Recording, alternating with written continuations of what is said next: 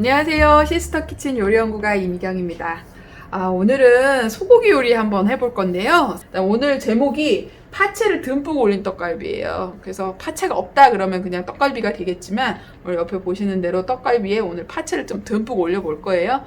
이제 떡갈비 양념을 해보도록 할게요. 냉동실에서 한번 얼려졌던 고기예요. 제가 다져가지고 이렇게 키친타올을 깔아놓은 이유는요, 한번 해동이 됐기 때문에 수분이 빠집니다.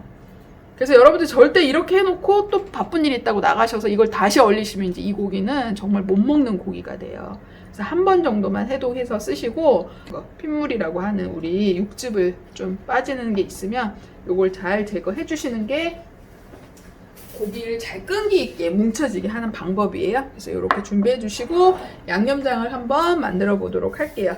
레시피 참고하셔가지고 오늘 고기가 300g 정도 돼요. 그래서 간장을 그 레시피대로 제가 준비해 놨습니다. 그래서 한 2큰술에서 3큰술, 그리고 설탕하고 물엿하고 같이 준비해 놨어요. 저는 이제 그냥 계속 계량해서 쓰려고 하니까 일이라 제가 미리 해놨지만 여러분들 집에서는 그냥 떠서 쓰시면 되겠죠. 그래서 물엿이랑 설탕 같이 준비해 놨고요. 그 다음에 여기에 파하고 마늘도 있으면 준비를 해주세요. 파채를 듬뿍 올릴 건데 파 또 넣어요? 네, 여기는 이제 고기가 갖고 있는 잡내도 제거해 줄 수가 있고요. 고기의 맛을 내는 거기 때문에 저 위에 파채가 올라가는 거는 곁들임 야채예요. 그래서 여기도 파를 넣어주시고요. 그다음에 마늘도 넣어주세요. 자, 그리고 후추 넣어주시고, 이게 기본적인 불고기 간이에요. 그래서 불고기 간을 해주시면 돼요. 참기름도 좀 듬뿍 넣어주세요. 근데 이제 너무 많이 넣어주시면 고소한 맛은 있을 테지만 끈기 있게 치대려고 그러는데 액체양, 특히 기름이 많으면은 뭉쳐지기가 좀 힘들겠죠. 그래서 그런 거 좀 감안하셔가지고 넣어주시고, 아니면 나중에 굽고 나서 참기름을 살짝 둘러주시는 방법도 있으니까 참기름 좋아하시면 그때 조금 더 쓰시도록 하세요. 자, 여기에 깨소금도 있으면 깨소금도 좀 넣어주시면 돼요.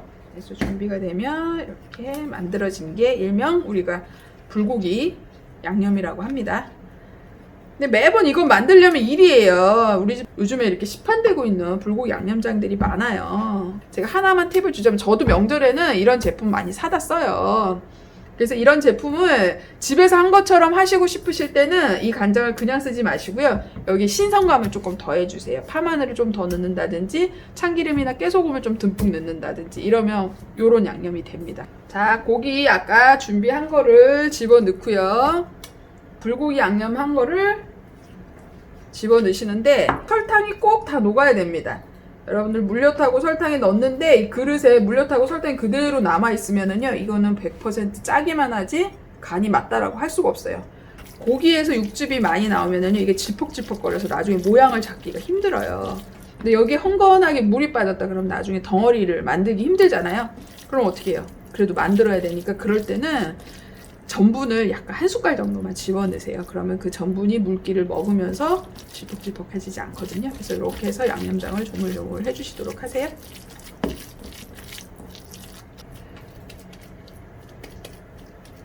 그래서 150g씩 하니까 굉장히 두툼한 떡갈비가 이렇게 만들어지는데, 너무 묽거나 이게 질퍽질퍽하면 크게 하지 마세요. 그럼 굽기가 힘드세요. 네. 기름을 조금만 부어주세요. 자, 기름 부어주는 이유는 딴 거 없어요. 고기 양념에 우리 일반 스테이크하고 다르게 잘 탈 수 있는 뭐가 들어갔어요? 설탕도 들어가고 물엿도 들어가고 간장도 들어갔어요. 그래서 이걸 그냥 바로 집어넣으시게 되면은 프라이팬이 더 잘 타거든요. 이걸 넣으시고 쌩 하는 소리와 함께 올려놓습니다.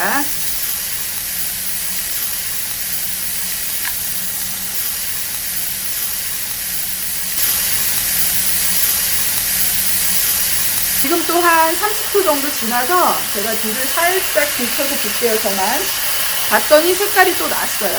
그럼 이제 이때부터는 불을 절대 세게 하시지 마시고요. 불을 조금 약하게 하셔서 속까지 태우지 않고 속까지 익혀주셔야 되고요. 불을 더 약하게 할 방법이 없어요. 그러실 때는 불을 좀 끄세요. 불을 좀 끄시면서 뚜껑을 좀 닫아주세요. 자, 이렇게 하시면 오븐의 원리랑 비슷하거든요. 오븐이 이렇게 해서 요리를 익히는 거예요. 직화로 익히는 게 아니라. 그래서 이렇게 해서 좀 익혀주세요. 그러면 이제 겉만 익는 게 아니라 속까지 점점 익어옵니다. 계속 꺼놓을 수는 없잖아요. 후라이팬 완전 식어버리니까. 그럼 그때 다시 불을 조금 키셔가지고 또 익혀주시는 거예요. 그래서 이렇게 다진 육을 반죽해서 햄버거를 만들거나 이렇게 떡갈비를 하실 때는요, 불 조정을 이런 식으로 하시면 좋을 것 같아요. 이렇게 해서